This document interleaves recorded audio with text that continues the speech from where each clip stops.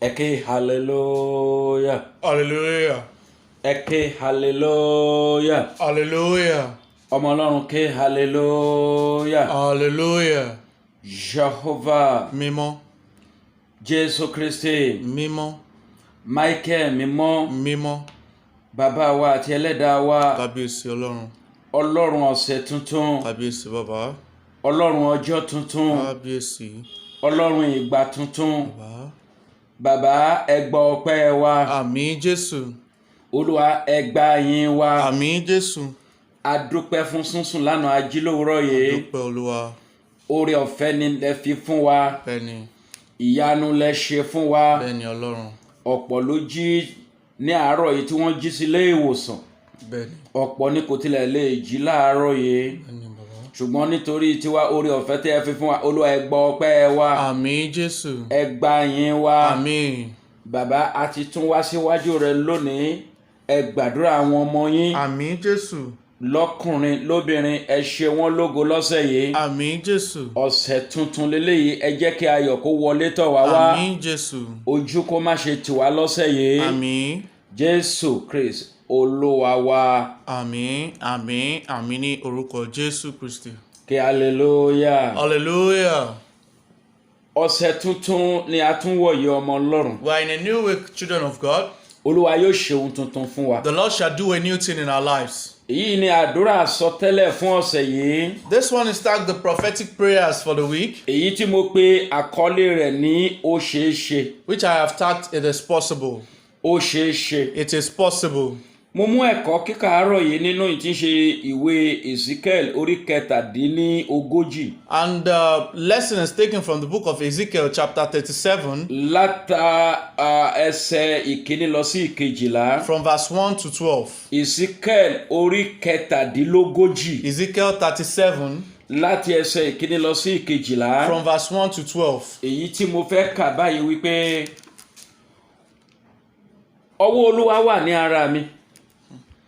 Ó sì mú mi jáde nínú ẹ̀mí Olúwa.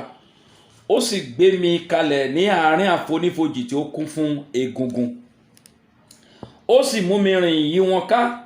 Sì wò ọ̀pọ̀lọpọ̀ níbẹ̀ ní gbangba àfonífojì, sì kíyèsí wọn gbẹ púpọ̀ púpọ̀. Ó sì wí fún mi pé, ọmọ ènìyàn, egungun wọ̀nyí lè yè. Èmi sì wí pé, Olúwa Ọlọ́run, ìwọ ni ó lè mọ̀. Ó tún wí fún mi pé, sọtẹ́lẹ̀ sórí egungun wọ̀nyí, sì wí fún wọn pé, ẹ̀yin egungun gbígbẹ, ẹ gbọ́ ọ̀rọ̀ Olúwa. Báyìí ni Olúwa Ọlọ́run wí fún egungun wọ̀nyí, kíyèsí, èmi ó mú kí ẹ̀mí wọ inú yín, ẹ̀yin yóò sì yè. Ó sì fi iṣan sára yín, èmi ó sì mú ẹran wá sára yín, èmi ó sì fi awọ bò yín, èmi ó sì fi ẹ̀mí sínú yín, ẹ̀yin yóò sì yè. Ẹ̀yin yóò sì mọ̀ pé èmi ni Olúwa. Bẹ́ẹ̀ ni mo sọ tẹ́lẹ̀ gẹ́gẹ́ bí a ti pàṣẹ fún mi. Bí mo ti sọ tẹ́lẹ̀, ariwo ta sì wò, mímí kan wá, àwọn egungun náà sì wá ọ̀dọ̀ ara wọn, egungun sí egungun rẹ̀. Nígbà tí mo sì wò kíyèsí, iṣan àti ẹran ara wọn sì wọ́n, àwọn sì bò wọ́n lókè, ṣùgbọ́n èmi kò sí nínú wọn. Nígbà náà ni ó sọ fún mi pé, ọmọ ènìyàn, sọtẹ́lẹ̀ sí ẹ̀mí, sọtẹ́lẹ̀ sì wí fún wọn pé, báyìí ni Olúwa Ọlọ́run wí, ìwọ èémí wá láti igun mẹ́rin, sì mí sí òkú wọ̀nyí kí wọ́n ba lè yè. Bẹ́ẹ̀ ni mo sọtẹ́lẹ̀ gẹ́gẹ́ bí a ti pàṣẹ fún mi. Ẹ̀mí náà sì wá sínú wọn, wọ́n sì yè, wọ́n sì dìde dúró ní ẹsẹ̀ wọn, ogun ńláńlá. Nígbà náà ni ó sọ fún mi pé, ọmọ ènìyàn, egungun wọ̀nyí ní gbogbo ilẹ̀ Ísírẹ́lì. Wò ó, wọ́n wí pé egungun náà wá gbẹ, ìrètí wa sì pin ní ti àwa, a ti gé wa kúrò. Nítorí náà sọtẹ́lẹ̀ kí o sì wí fún wọn, báyìí ni Olúwa Ọlọ́run wí, kíyèsí, ẹ̀yin ènìyàn mi, èmi ó ṣí ibòjì yín, èmi ó sì mú kí ẹ dìde kúrò nínú ibòjì yín, èmi ó sì mú yín wá sí ilẹ̀ Ísírẹ́lì. Báyìí ni ọ̀rọ̀ Olúwa, kí Olúwa kí ó bù sí ọ̀rọ̀ rẹ̀. Àmín. Ọmọ Ọlọ́run kí hallelujah. Hallelujah. Lọ́sẹ̀ yìí, This week, egun gbígbẹ rẹ lè yè. Your dry bones can come back to life. Lọ́sẹ̀ yìí, Your dry bones this week, egun gbígbẹ rẹ tí ayé ti rò pé ó ti gbẹ lè padà yè. your dry bones can come back to life. Kí lo lérò wípé kò lè ṣeé ṣe fún ọ? What have you thought that is impossible for you? Ìpọ́njú ayé rẹ lè parẹ́ lọ́sẹ̀ yìí. Your afflictions might disappear this week. Ìbànújẹ́ ojoojúmọ́ ayé rẹ lè yí padà sí ìdùnnú lọ́sẹ̀ yìí. Your daily sorrow can become joy for you this week. Wàhálà ayé rẹ lè jóná lọ́sẹ̀ yìí. The problems of your life can burn to ashes this week. Òṣì ayé rẹ lè ṣí lọ kúrò lọ́dọ̀ rẹ pátápátá nínú ọ̀sẹ̀ yìí. The poverty of your life can just leave you for free, leave you this week. Ohun gbogbo tí o fi ọjọ́ pípẹ́, ọ̀sẹ̀ pípẹ́ àti ọdún pípẹ́ lé, ó lè tẹ̀ ọ́ lọ́wọ́ ní wẹ́rẹ́ ní ọ̀sẹ̀ yìí. Those things that you have chased for a very long time and a very hard time can just come to you very easily this week. Mo sọ tẹ́lẹ̀ sínú ayé rẹ. And I prophesy into your life Báyìí wípé as this, that gbogbo agbára tó ń fi ojoojúmọ́, every power that takes daily, agbára tó ń fi ọ̀sọ̀ọ̀sẹ̀, every power that comes weekly, agbára tó ń fi ọdọọdún that comes yearly gba omijé lójú rẹ, to make you weep, yóò kígbe oró lọ sọ́run. will die a painful death. Yóò kígbe oró lọ Will sọ́run. die a painful death. Ọmọ Ọlọ́run, egun gbígbẹ rẹ lè padà yè. Children of God, your dry bones can come back to life. Egun gbígbẹ rẹ lè padà yè. Your dry bones can come back to life. Nítorí pé kò sóhun kan tó ṣòro ṣe fún Because Ọlọ́run. there's nothing that is impossible to the Lord. Kò sóhun tó ṣòro ṣe fún There's Ọlọ́run. nothing impossible for the Lord. Ìwé Mátí orí kọkàndínlógún, The book of Matthew chapter 19, èyí tí ṣe ẹsẹ̀ ìkẹrìndínlọ́gbọ̀n, verse 26 ó sọ báyìí wípé says, ṣùgbọ́n Jésù wò wọ́n, ó sì wí fún wọn pé ènìyàn ni èyí ṣòro fún, ṣùgbọ́n fún Ọlọ́run ohun gbogbo ni ṣíṣe.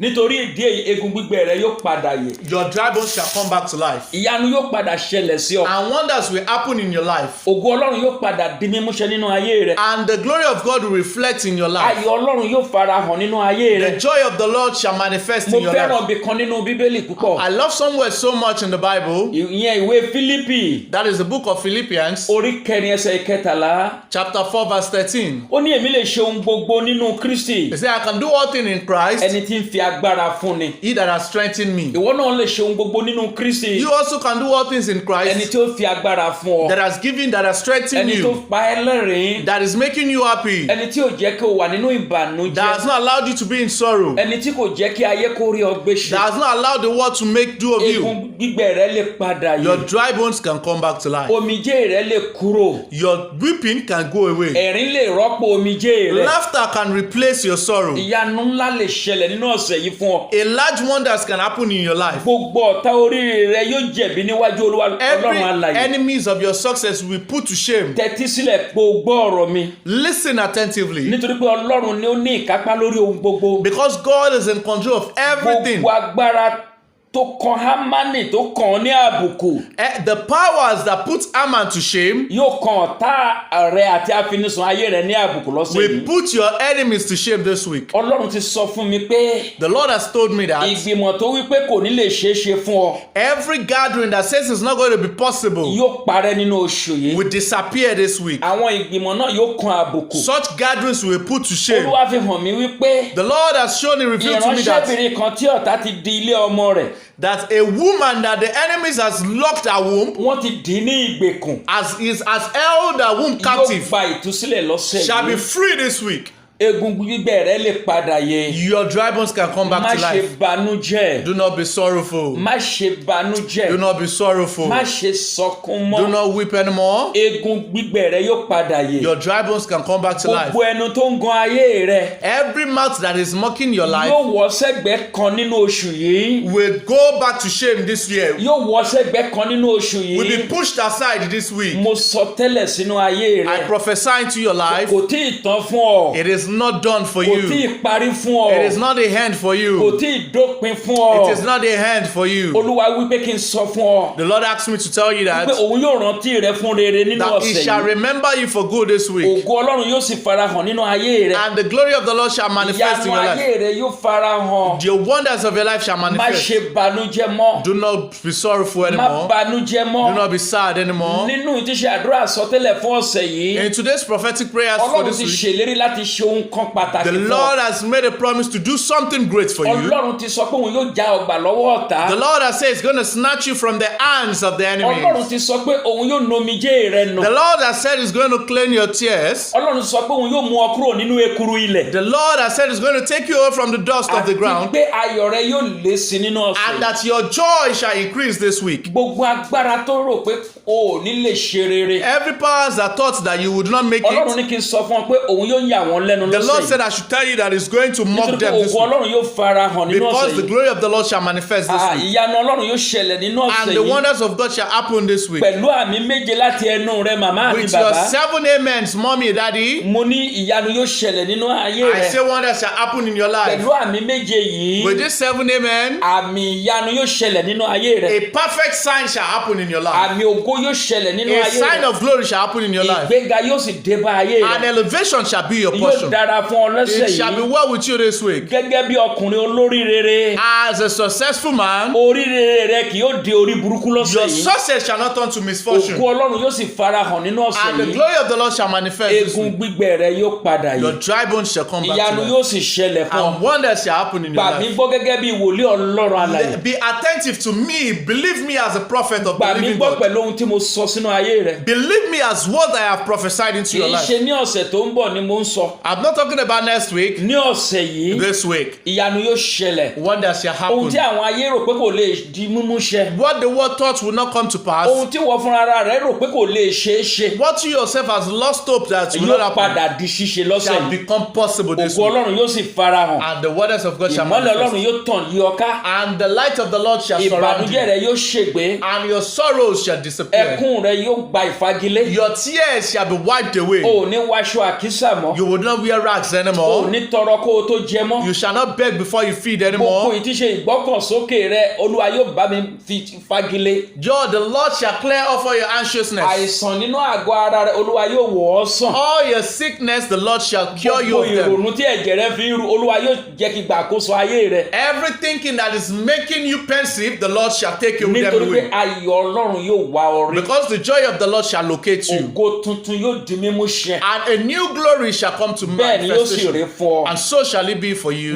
fẹ́ kí o subscribe sórí tí ń ṣe YouTube I yìí. need you to please subscribe to Kí this o sì YouTube gbìyànjú channel. kó fi ètò àdúrà yẹn ránṣẹ́ sí àwọn mọ́kànlélógún. And please share this prophetic message to Mo mọ̀ pé 21 Bó people. o bá ṣe ń ṣe bẹ́ẹ̀, I know as you do so, ìyanu yóò ṣẹlẹ̀ nínú ayé rẹ. wonders shall happen in your Ògo life. Ọlọ́run yóò sì farahàn. And the glory of the Lord shall manifest. Mọ́mì, dádì, Mommy, daddy, brọ́dà, sísítà, brother, sister, lọ gbádùn ayé rẹ lọ́sẹ̀ yìí. go and enjoy your life this Ọlọ́run week. sọ pé òun yóò ṣíwèé ìrántí The kan. Lord said he shall remember you Àánú for wá orí lọ́sẹ̀ yìí. good. One mercy locate you Bẹ́ẹ̀ this week. lórí fún So ọ. shall it be. Jésù Kristi Olúwa wa. In Jesus' name we have prayed. Ké hallelujah méje sí Olúwa. Hallelujah, hallelujah, hallelujah, hallelujah, hallelujah, hallelujah, hallelujah. Hallelujah. God bless you.